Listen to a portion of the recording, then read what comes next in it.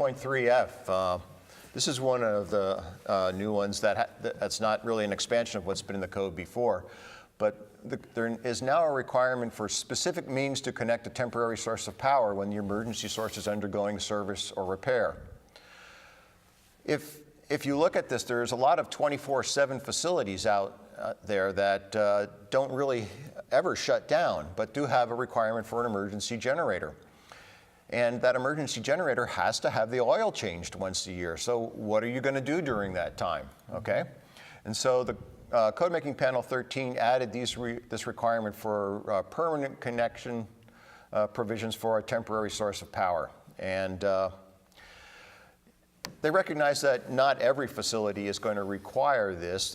Certainly if you're in a 4-story office building and you know nobody's in the building on New Year's Eve, you can shut the building down and not need this type of a permanent connection. So I think that certain aspects of this code are going to evolve as time goes on, but the intent is clear in that if we have a critical facility and it needs an emergency generator, that type of power needs to be available while the generator is being maintained, if the building's occupied or the emergency system can be expected to be called upon. And this one may play over right to NFPA 110, right, for the emergency power systems requirements for the maintenance aspects and tying into that. So we may see, this may tie some revisions to that. NFPA 99, right, the electrical systems for healthcare. Yep. I think it would be, you know, it won't be unlikely that we see some tie across with regard to which ones have to have this backup versus maybe not all of them. Yeah, but certainly a small nursing home is going to need something like this because they're just going to have the single generator.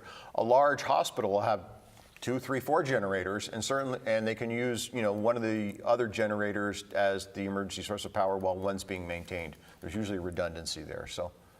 And some other aspects of this code change, it allows them to use this temporary generator connection for things like a load bank. Sure. Alan mentioned 110 where you have yearly testing of the generator with a load bank, so you can solve that as well. The other thing that Code Making Panel 13, since Jim and I are on it, what they were after is that there's no disturbance of the permanent system wiring to connect a temporary generator. That was always sort of implied, but never actually in clear requirement language, and we have that now. Yeah. I mean, what we were being told was that, and what we know, of course, is that when they come out to do maintenance on a permanent generator, they often bring a temporary generator with them to address this. Well, that required disconnecting the permanent generator lugs and reconnecting up the temporary generator, and those lugs get worn out, they bust, and then they fail 3 months later or something. So this is a good addition to the code and should help solve some problems out there.